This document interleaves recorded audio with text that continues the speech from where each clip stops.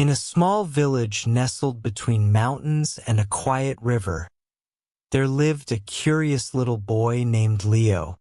He loved learning new things, especially about words and how they work.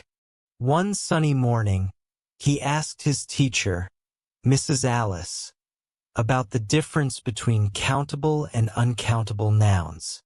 She smiled and began explaining, using simple examples from his daily life. Mrs. Alice gathered a few items from her classroom, including a book, a chair, and a glass of water. She pointed to the book and said, "This is a countable noun. We can count 1 book, 2 books, etc." Then she showed the chair, saying, "There are 3 chairs in this room. Chairs are also countable." Finally, she poured some water into the glass, explaining that water is uncountable. Leo watched closely, trying to understand the pattern. He asked, "But how do we know which nouns are countable or uncountable?"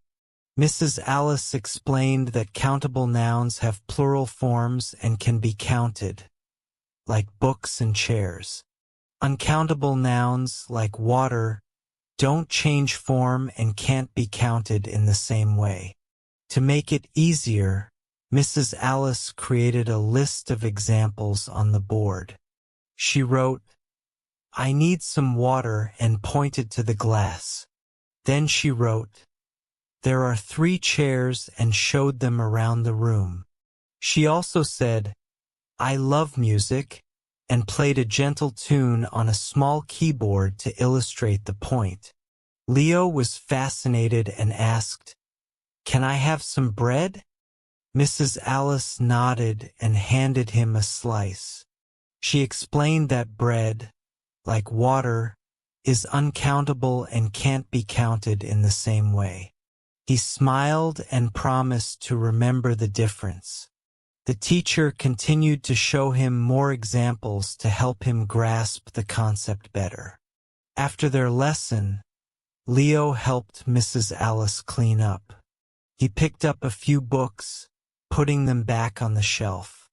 He also poured more water into the glass, showing that water is uncountable and cannot be easily divided into separate parts.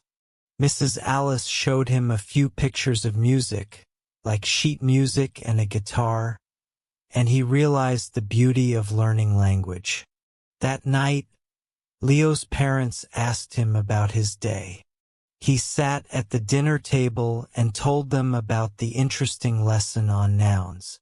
He mentioned that books and chairs are countable, like 1 book or 2 chairs, but water and music are uncountable.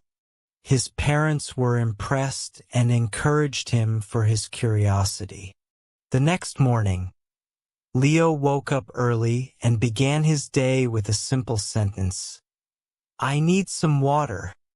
He placed a bottle by the door, showing that water can't be counted.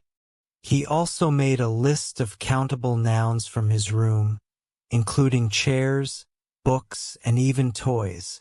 His teacher was proud of his progress in understanding grammar. During playtime, Leo and his friends tried to use the words they learned. He said, "Can I have some bread?" while showing a loaf on the counter. His friends replied, "There are 5 chairs." Leo laughed and added, "I love music," as they all played a song together with handmade instruments. Leo's teacher, Mrs. Alice, remained proud of his effort. She often said that learning grammar was like learning to read the world. With each new lesson, he found more joy in speaking and understanding English. As he practiced, he realized that words, like people, had their own rules to live by, and he loved discovering those rules.